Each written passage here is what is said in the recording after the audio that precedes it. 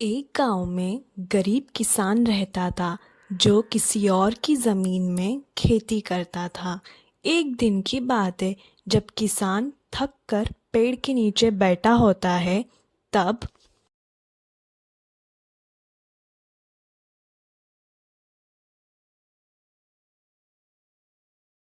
मालिक, आप यहाँ। अगर आपको कुछ काम था तो आप मुझे बुला लेते मालिक। इतने दूर से शहर से गांव आने की क्या जरूरत थी? बात ही कुछ ऐसी थी कि शहर से गांव आना पड़ा मुझे। ऐसी क्या बात थी मालिक? बताइए ना। एक हफ्ते में तुम्हें ये जमीन खाली करनी पड़ेगी। क्या? लेकिन क्यों मालिक? मैं तो अच्छी फसल उगा रहा हूँ मालिक। अगर मुझसे कोई गलती हो गई तो बताइए ना। अरे नहीं नहीं, तुमसे कोई गलती नहीं हुई है। वो क्या है ना, मैं ये जमीन बेच रहा हूँ।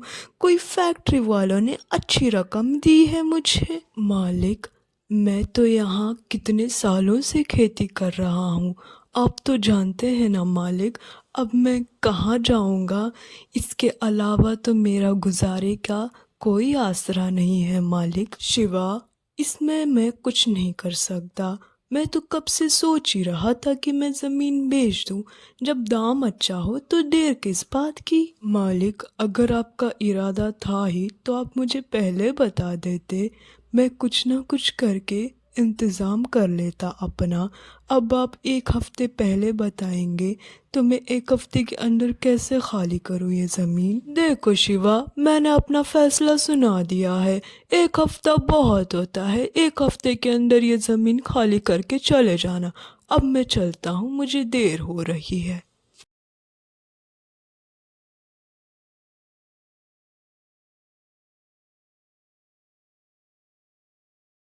अब मैं क्या करूं?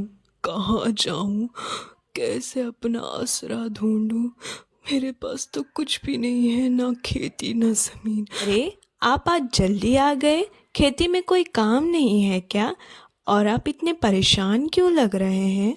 अब क्या बताऊं मैं कितनी दुविधा में फंसा हुआ हूँ। बाबा, आप किस दुविधा की बात कर रहे हैं? क्या हुआ है, बताइए ना। क्या बताऊं बेटा। आज जमींदार आए थे। कहने लगे कि एक हफ्ते में जमीन खाली कर दो। और ये जमीन वो किसी और को बेच रहे हैं, किसी फैक्ट्री वाले को। ये आप क्या कह रहे हैं? एक हफ्ते में जमीन खाली कर दो? हम कहाँ जाएंगे, वो भी इतने कम समय में? इसीलिए तो मैं चिंता हूँ कि हम कहाँ जाएंगे। मेरा तो कोई और ठिकाना नहीं है। एक ही तो जगह है, वो भी नदी के पार है। वहाँ खेती तो क्या, कुछ भी नहीं कर सकते हम। ज़्यादा चिंता मत कीजिए। अगर कुछ ना हुआ तो मेरे पास गहने हैं, उससे हम कुछ ना कुछ कर लेंगे। मालिक को इस तरह मुझे एक हफ्ते पहले नहीं बताना चाहिए था। कम से कम एक महीना पहले तो बता देते। कम से कम मैं अपना इंतज़ाम तो कहीं कर देता। वैसे भी मैं उनका पुराना नौकर जो हूँ। छोड़िए ना बाबा, अगर कुछ ना हुआ तो माँ के गहने भी तो हैं। जैसे माँ ने कहा है वैसा ही करेंगे। आप चिंता मत करो बाबा। बेचारे बाबा कितना मेहनत करके इस खेती में फसल उगाते थे। इतना करने के बाद भी उनके मेहनत में कोई रंग नहीं आया। पता नहीं हम अब कहाँ जाएंगे, क्या होगा हमारा। हमारे पास तो दूसरी ज़मीन भी तो नहीं है। है तो है, लेकिन नदी के पार। उसका क्या कर सक हाँ, ये कर सकते हैं ना हम। माँ, आपने अभी अभी कहा कि आपके पास जेवर है ना? हाँ, क्यों, क्या हुआ? बाबा, आपने भी अभी अभी कहा कि आपकी भी एक जमीन है जो नदी के पार है ना? हाँ, लेकिन क्या हुआ? हाँ, तो सही है। क्यों ना हम नदी के पार ऐसा घर बनाएं जिसे देखने के लिए गांव वालों के साथ साथ शहर वाले भी आए। देखना ही क्या, रहने के लिए भी आए। ऐसी बातें कर रही हो वृंदा, इससे हमें क्या फायदा होगा? हमें ही तो फायदा होगा ना माँ। जितना अच्छा घर होगा उतने लोग आएंगे और रहेंगे, और जितने लोग आएंगे उतना हमें मुनाफा होगा। से भी शहर के लोगों को पेड़ और नदी के पास रहना बहुत पसंद है। हमारे पास तो दोनों भी है, बस एक घर का होना बाकी है। उसके लिए माँ के गहने हैं। हाँ, ये जितना आसान लगता है वैसा होता नहीं है बेटा। बाबा, एक बार कोशिश करने में क्या हर्ज है? एक बार चल के देखते हैं ना कल सुबह नदी के पार, फिर हम देखते हैं। अगर होगा तो होगा, अगर नहीं होगा तो जाने दीजिए। ठीक है, अगर तुम चाहती हो तो देख कर आते हैं कल सुबह। बाबा, ये जगह तो बहुत अच्छी है, अगर हमने यहाँ पर किया तो बहुत अच्छा होगा। वृंदा, मुझे नहीं लगता ये हमसे हो पाएगा। हमसे हो पाएगा।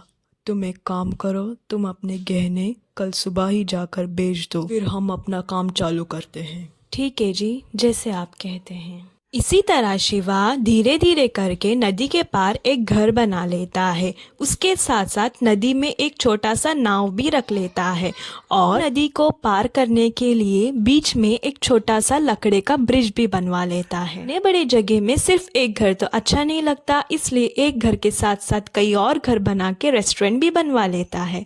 उसे देखने के लिए गाँव के सभी लोग आ जाते हैं। गाँव वाले ही क्यों, बाहर वाले, शहर वाले भी आ जाते हैं।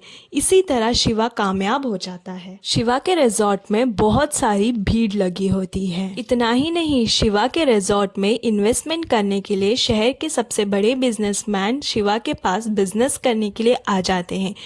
इसी तरह शिवा किसान से रिजॉर्ट वाले का सफर तय कर लेता है। आपको हमारा आज का वीडियो पसंद आया तो हमारी वीडियो को लाइक कीजिए, चैनल को सब्सक्राइब कीजिए and hit bell icon for new videos. Thank you for watching our video.